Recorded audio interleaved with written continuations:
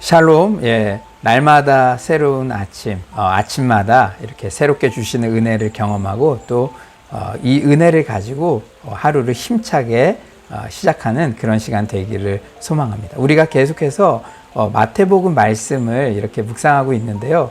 예수님의 성전 멸망 이 예언이 계속되고 있습니다. 성전 멸망 예언을 계속 묵상할수록 코로나19의 이 시기에 우리의 상황과 또 이렇게 많이 오버랩되고 또 이 시기에 어떻게 대처해야 되는지 많은 인사이트를 이렇게 받을 수가 있습니다. 우선 오늘 본문이 세상의 종말을 의미하는 것으로 많이 인용되지만 사실 예루살렘과 성전의 멸망을 바라보시며 예수님께서 주신 말씀이라는 점을 우리가 잊지 말아야 됩니다. 15절이죠. 그러므로 너희가 선지자 다니엘이 말한 바 멸망에 가증한 것이 거룩한 곳에 선 것을 보거든 읽는 자는 깨달을진저. 다니엘이 예언한 것이 무엇일까요? 다니엘 9장 27절. 멸망에 가증한 것이 거룩한 곳에 설 것이라는 예언입니다. 이 예언은 BC 160년대에 그대로 성취되었어요.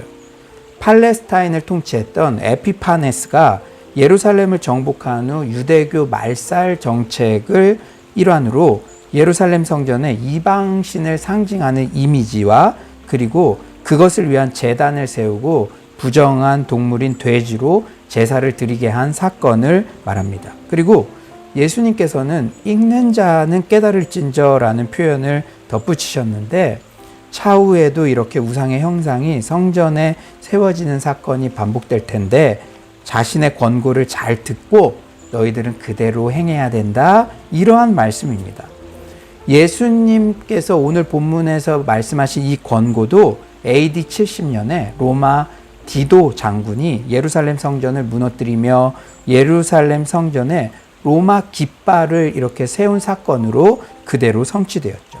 이렇듯 성경 말씀은 1.1획도 땅에 떨어짐 없이 그대로 성취됩니다. 예수님의 성전 멸망 예언은 한마디로 예루살렘 성전을 중심으로 하는 구속사의 중심축이 새 질서인 교회로 넘어가는 그러한 역사적 사건이었습니다. 이렇듯 옛 질서는 결국 무너지게 되어 있어요.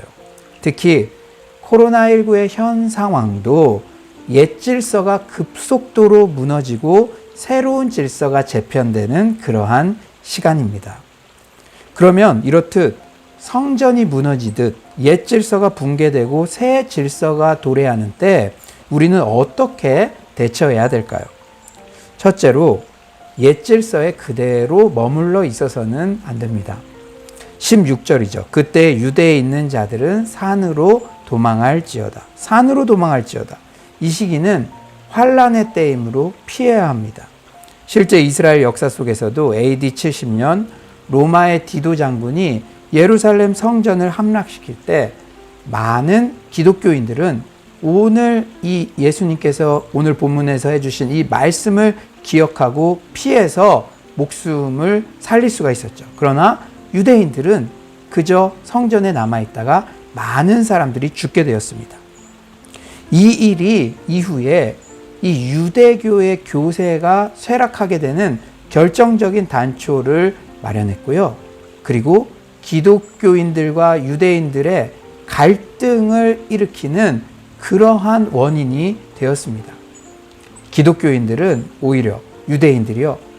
너희들 그렇게 배신하고 다 도망가서 그럴 수 있느냐? 이렇게 공격을 할 때 오히려 기독교인들은 이 말씀을 근거로 야, 예수님의 말씀이 그래서 진리다. 너희들도 이 말씀을 듣고 도망쳤어야지. 이런 식으로 오히려 이렇게 대처를 했죠. 그래서 유대교와 기독교와의 갈등에 그러한 도화선이 되었습니다. 우리는 환란의 때 새로운 질서가 도래하고 있는데도 과거에 안주하고 있거나 머물러 있어서만은 안 됩니다. 17에서 18절은 이렇게 말씀하시죠. 지붕 위에 있는 자는 집 안에 있는 물건을 가지러 내려가지 말며 밭에 있는 자는 겉옷을 가지러 뒤로 돌이키지 말지어다.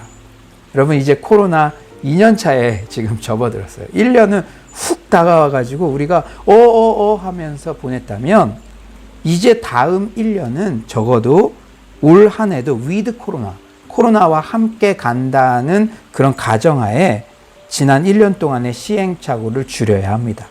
언제가 일상이 돌아오겠지라는 안이한 생각으로 그대로 있으면 안 돼요. 개인, 가정, 회사, 교회 공동체가 새술은 새부대에 담는 그런 변화의 노력들이 필요합니다. 이제 완벽하게 코로나 이전으로 돌아갈 수는 없어요. 인간의 탐욕으로 발생한 이 제2, 제3의 코로나는 계속적으로 발생할 것이라고 전문가들은 이구동성으로 예측하고 있습니다. 어떤 분들은 이 코로나가 길어지고 또 우울하다 보니까 이 코로나의 원인도 하나님 아니세요? 그 책임을 하나님께 돌리고 싶어 하는 분들도 있는 것 같아요. 그러나 우리가 곰곰이 한번 생각해 봅시다. 이 코로나 바이러스는 그냥 있었으면 인간에게 전파될 바이러스가 아니에요. 박쥐같이 이 야생에 있는 그러한 동물들이 또 개체수를 이렇게 보존하기 위해서 너무 많아지면 안 되니까 그런 것들을 위해서 코로나 바이러스가 작용을 했는데 인간이 이렇게 정력을 강화시킨다든지 또 힘을 얻기 위해서 탐욕 때문에 그냥 많은 그러한 음식으로도 수많은 것으로도 이렇게 영양분을 공급받을 수 있는데 마치 선악과처럼 그런 야생의 동물들을 먹었기 때문에 그런 바이러스가 인간에게 전달된 것이죠. 이 바이러스의 창조자, 바이러스의 원인을, 이 재앙의 원인을 하나님께 돌리는 것은 그것은 이렇게 잘못된 시각이라는 것이죠. 지난주 김도인 목사님께서 쓰신 신간 이 언택트와 교회라는 책에는 이런 내용이 있습니다. 과거로 되돌아갈 수 없다라는 아티클에 미국 국무장관을 지낸 헨리 키신저는 코로나가 끝나도 세계는 과거와 달라질 것이다 이렇게 말하고 있어요. 그리고 서울대 소비자학과 교수인 김난도 씨도 트렌드 코리아 2021에서 한 번 변화된 것은 과거로 회귀하기 어렵다라고 말합니다. 미래학자 최윤식 박사도 빅체인지 코로나19 이후 미래 시나리오라는 책에서 이렇게 말해요. 코로나19 행동 수칙이 전체 인류 일상으로 자리 잡을 수도 있다. 그러나 위기는 언제나 그 안에 답이 있다. 위기를 위기로만 받아들이지 말고 다르게 해석해야 한다. 해석을 할 때 회피 프레임이 아니라 접근 프레임으로 해야 한다. 그럴 때 위기를 기회로 바꿀 수 있다. 교회는 언제나 위기의 때 더욱 도전적이었다. 지금은 그 도전 정신이 더욱더 필요한 때다. 교회가 어렵다고 축 처져 있을 것이 아니라 더욱더 열정을 불태워야 한다. 오늘 본문이 주시는 교훈 두 번째는 이러한 때일수록 거짓 선생과 거짓 메시지에 휘둘려서는 안 됩니다. 사회가 혼란스러울 때요. 거짓 메시지들이 난무하죠. 지금도 유튜브상에 자칭 메시아다, 자칭 선지자다 하면서 이렇게 많은 메시지들을 쏟아내는 사람들이 얼마나 많이 있습니까? 그런데 그런 메시지에 절대 휘둘려서는 안 돼요.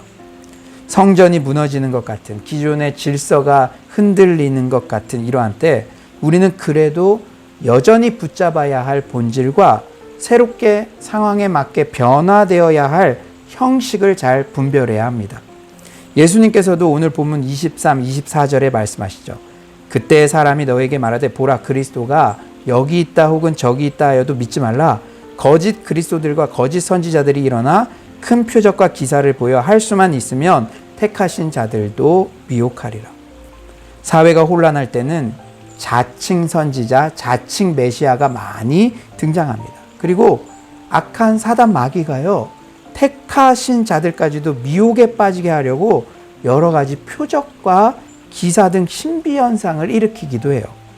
그런데 이럴 때일수록 우리는 오직 말씀의 진리 안에 붙잡혀 있어야 합니다. 오히려 코로나19의 때 많은 변화가 요청되더라도 말씀과 기도의 시간은 더욱 늘려가야 해요. 자신만의 광야에 자신을 가두며 영적 내공을 쌓는 일에 더욱 매진해야 합니다. 우리가 말씀을 제대로 모르면요, 거짓 선생님의 가르침에 부안해동합니다. 그런데 말씀에 창념하면 이미 주님께서 분별할 수 있는 기준들을 다 우리에게 이렇게 알려주셨어요. 오늘 본문도 마찬가지죠. 25절 보라 내가 너희에게 미리 말하였다. 그래서 27, 28절 번개가 동편에서 나서 서편까지 번쩍임 같이 인자의 임함도 그리하리라. 주검이 있는 곳에는 독수리들이 모일 것이니라. 내가 너희에게 이미 말했다. 예수님의 재림은 무슨 골방에만 어떤 특정한 공간에서만 우리 교회에서만 이루어진다고 하면 다 거짓말입니다. 27절 번개가 동편에서 나서 서편까지 번쩍임 같이 28절 주검이 있는 곳에 독수리들이 모이는 것 같이 예수님의 재림은 전 열방이 볼 수 있게 그렇게 공개적으로 임한다는 말씀이에요. 혼란한 때, 말세의 때 어떤 사역자에게만 영험한 능력이 있는 것처럼 강조하고 어떤 교회만 특별히 신령한 것처럼 드러내고 하면 일단은 주의해야 돼요. 일단은 경고의 메시지. 더 저런 곳은 잘 살펴봐야겠다. 그런 생각을 가져야 합니다. 제발 다른 지름길, 다른 뭔가 자극적인 거 그런 거 이렇게 쫓지 않았으면 좋겠어요. 영적 순례의 길은 천국 갈 때까지 일상에서 구도자의 길을 이렇게 우직하게 이렇게 걸어가는 것입니다. 매일 큐티 본문을 통해 하루하루 나에게 들려주시는 말씀의 인도함을 받고 또 성경 통독을 통해서 하나님께서 이 세계에 가지고 있는 그 빅픽처 그리고 그 하나님의 마음을 헤아리고 또 성경 필사를 통해서 마음의 신비에 레마의 말씀을 새기는 것입니다. 그리고 또 코로나19의 때일수록 1시간 이상씩 깊게 기도하면서 주님과의 친밀한 교제, 그 동행을 통해서 이렇게 천국에 갈 때까지 우직하게 일상에서 한 걸음 한 걸음 걸어가는 것이 이 영적 순례자의 삶이죠. 명심해야 할 것은 코로나19 같이 질서가 재편되고 사회가 혼란스러울 때 더더욱 주의 말씀을 최고의 기준으로 삼고 그것에 창념해야 한다는 사실입니다. 풀은 마르고 꽃은 시드나 주의 말씀은 영원합니다. 이제 말씀을 정리하겠어요. 오늘 본문 말씀 코로나19 상황에 우리가 밑줄을 쫙 긋고 항상 명심해야 될 그러한 말씀입니다. 새로운 질서가 이미 도래한 이때 과거에 안주하거나 머무르지 말고 새 술은 새 부대에 담는 그런 적극적인 노력과 사실이 병행되기를 소망합니다. 혼란스러운 때일수록 자칭 선지자라 하며 신비 현상 등을 종용하는 거짓 가르침에 부안해종하지 말고 말씀, 기도, 전도의 신앙의 기본기에 집중하며 말씀 중심의 신앙생활에 승리하는 서울로의 모든 성도님들 되시기를 간절히 축원합니다.